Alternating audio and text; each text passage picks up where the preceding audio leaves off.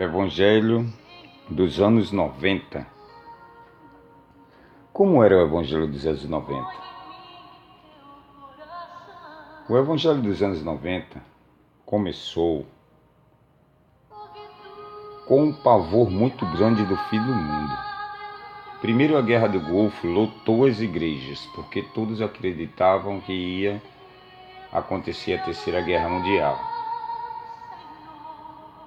Fatos terríveis. E então, o Evangelho se transformou num Evangelho moderno. Começou a aparecer estudos, pessoas de cultura começou a aceitar o Evangelho, artistas, jogadores de futebol, principalmente.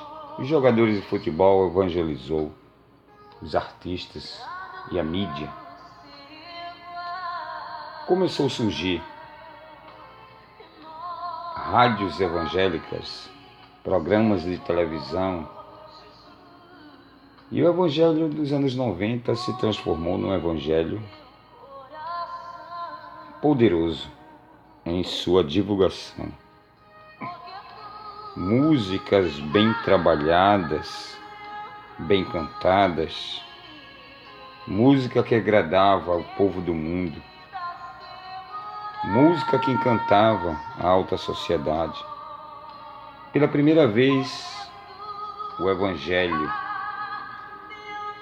dos evangélicos estava atraindo a atenção de ricos, pessoas bonitas, pessoas poderosas, cultas.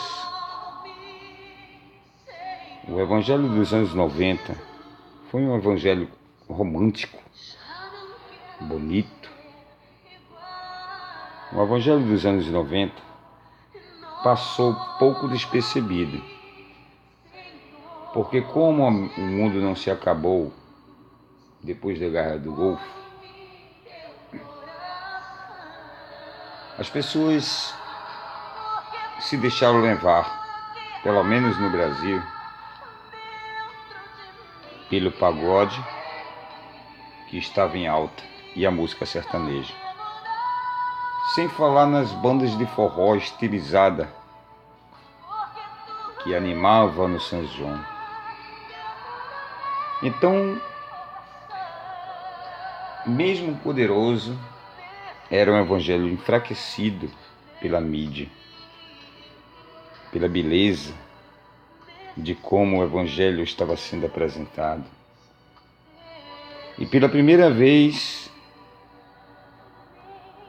os crentes, que eram assim chamados nos anos anteriores, no século XX, eram chamados de evangélicos.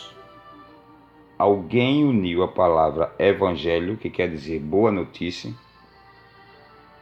para colocar em uma situação e classificá-la como um povo.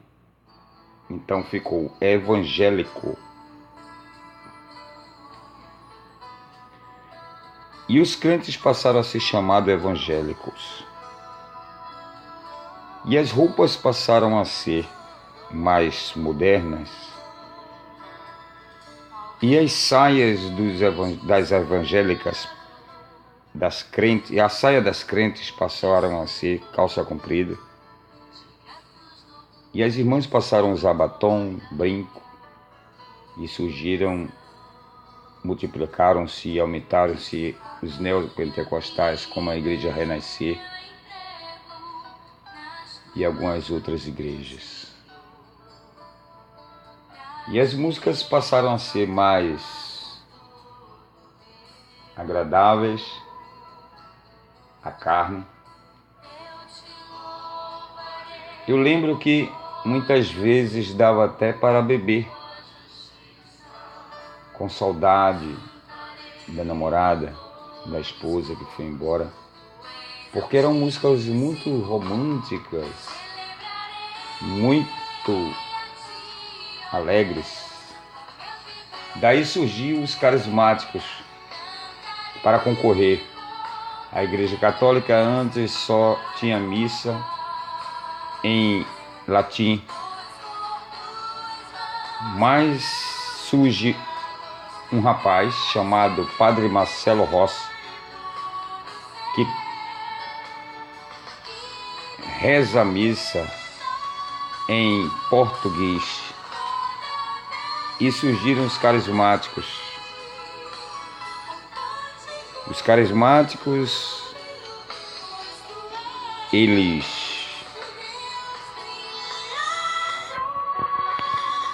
trouxeram uma nova forma de evangelho, quase parecido, usando os mesmos hinos que se cantava nos anos 90. Porém, os hinos dos anos 90 eram ouvidos por evangélicos e católicos, porque eram os mesmos. E Padre Marcelo Rossi tornou-se um pastor católico. E a sabedoria crescia e o evangelho se tornava um evangelho alegre, romântico, aceitável por muita gente. Lembro numa entrevista no programa do João Gordo que a filha de Gretchen, ela aceitou o evangelho. E ele perguntou: você é crente? Ela disse: não, sou evangélica. Ele perguntou: ué, não é a mesma coisa? Ela falou: não. Crente é aquela mulher que usa saia, que não bota batom. Os evangélicos já são mais modernos. Ela classificou bem a situação do evangelho dos anos 90. Mas no final dos anos 90 se multiplicou muito, dobrou os evangélicos. As igrejas cresceram, necessitou de legalizá-las, porque havia muita gente rica envolvida no meio, jogadores de futebol e coisas assim. Então, havia o pavor de que quando chegasse o ano 2000, o mundo iria acabar. As igrejas sobrecarregaram tanto que havia 2 igrejas. Mulheres, idosos e crianças sentados nos bancos e homens e adolescentes em pé, fora da igreja, ouvindo a mesma mensagem. Porque todos esperavam o fim do mundo. Todos esperavam a vinda de Jesus no ano 2000. E se falava muito da vinda de Jesus. E criaram a teoria do anticristo que viria e governava. Não se sabe se foi a igreja católica ou a evangélica, porque já estava unificada por suas doutrinas. Não se sabe se tiraram a ideia dos adventistas ou se pesquisaram pelas mensagens dos testemunhos de Jeová. De uma coisa que se sabe, que apareceu teorias e várias teorias. E aquele evangelho que se pregava e se ensinava na Bíblia perdeu lugar para teologia sistemática. Para ser pastor precisaria ser teólogo e especialista na Bíblia. E surgiram assim os pregadores da nova era, com vários CDs, fitas cassete, com várias mensagens e técnicas de pregações sobre a vinda de Cristo, sobre o anticristo, sobre